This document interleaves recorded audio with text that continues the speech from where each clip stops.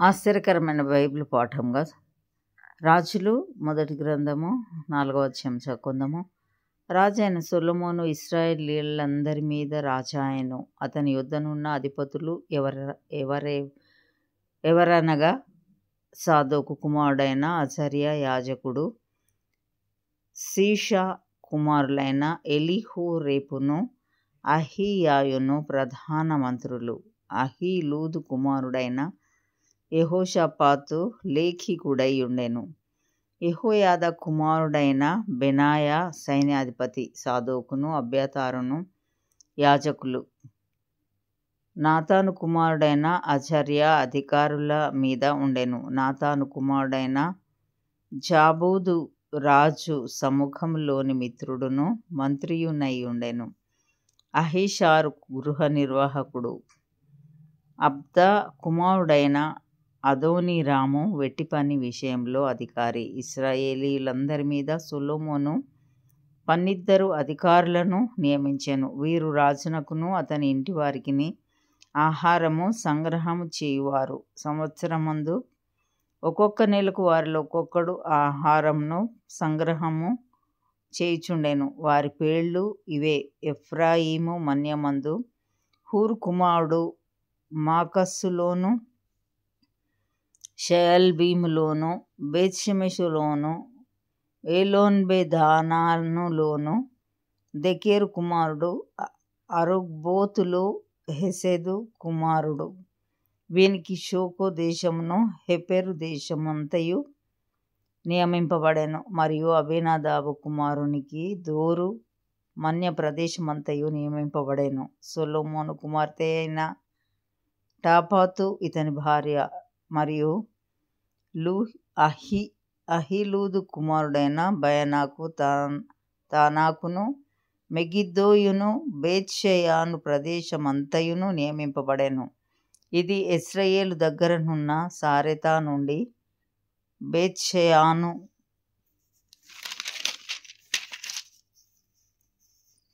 మొదలుకొని అబేల్మెహోలా వరకును, యొక్నెయాము అవతలి స్థలము వరకును వ్యాపించుచున్నది. గెబెరు కుమారుడు రామోత్ గిలాదునందు కాపురముండెను. వీనికి గిలాదులో నుండిన మనష్షేకు కుమారుడైన యాయీరు గ్రామములను బాషానులోనున్న అర్గోబు దేశమును నియమింపబడెను. అది ప్రాకారములను ఇత్తడి అడ్డగడలును గల 60 గొప్ప పట్టణములు గల ప్రదేశము.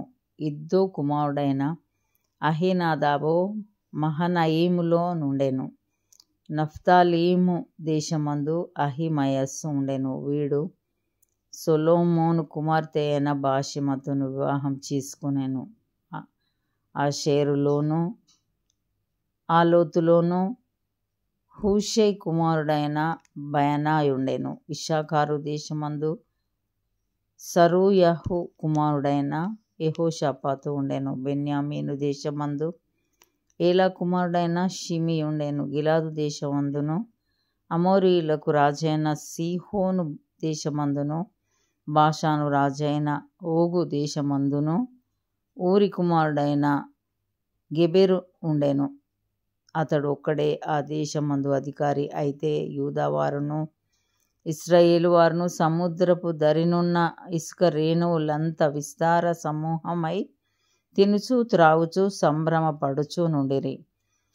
నది యూఫ్రటీసు మొదలుకొని ఐగుప్తు సరిహద్దు వరకు ఈ మధ్యనున్న రాజ్యములన్నిటి మీదను ఫిలిస్తీయుల దేశమంతటి మీదను సొలొమోను ప్రభుత్వం చేసెను. ఆ జనులు పన్ను చెల్లించుచు సొలొమోను బ్రతికిన దినములన్నీయు అతనికి సేవ చేయుచు వచ్చిరి. ఒక్కొక్క దినమునకు సొలొమోను భోజనపు సామగ్రి ఎంతయనగా 600 తూముల సన్నపు గోధుమ పిండియు, 1200 తూముల ముతక పిండియు, క్రొవ్విన ఎడ్లు 10, విడి ఎడ్లు 20, 100 గొర్రెలను.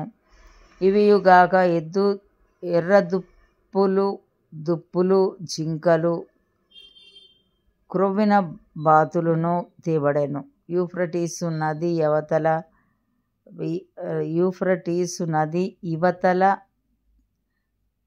తిప్సహు మొదలుకొని గాజా వరకును నది యువతల నున్న రాజులందరి మీదను అతనికి అధికారం ఉండెను. అతని కాలమున నలు దిక్కుల నెమ్మది కలిగి ఉండెను. సొలొమోను దినములన్నిటను ఇశ్రాయేలు వారేమి యూదా వారేమి దాను మొదలుకొని బెయేర్షెబా వరకును తమ తమ ద్రాక్ష చెట్ల క్రిందను అంజూరపు చెట్ల క్రిందను నిర్భయముగా నివసించుచుండిరి. సొలొమోను రథములకు 40,000 గుర్రపు శాలలును రౌతులకు 12,000 గుర్రములను ఉండెను. మరియు రాజైన సొలొమోను భోజనపు బల్ల యొద్దకు వచ్చిన వారికి అందరికీ ఏమీ తక్కువ కాకుండా అధికారులలో ఒకడు తాను నియమింపబడిన మాసమును బట్టి ఆహారము సంగ్రహం చేయుచు వచ్చెను. మరియు గుర్రములను పాటు పశువులను ఉన్న ఆయా స్థలములకు ప్రతివాడును తనకు చేయబడిన నిర్ణయం చొప్పున యవలును గడ్డిని తెప్పించుచుండెను. దేవుడు జ్ఞానమును బుద్ధిని వర్ణింపశక్యం కాని వివేచన గల మనస్సును సొలొమోనునకు దయచేసెను గనుక సొలొమోనునకు కలిగిన జ్ఞానము తూర్పు దేశస్థుల జ్ఞానము కంటెను ఐగుప్తీయుల జ్ఞానమంతటి కంటెను అధికమై ఉండెను. అతడు సమస్తమైన వారి కంటెను ఎజ్రాహీయుడైన ఏతాను కంటెను మహోలు కుమారులైన హేమాను కల్కోలు దర్ద అను వారి కంటెను జ్ఞానవంతుడై ఉండెను కనుక అతని కీర్తి చుట్టూనున్న జనములన్నిటిలో వ్యాపితమాయెను. అతడు 3,000 సామెతలు చెప్పెను, 1,005 కీర్తనలు రచించెను.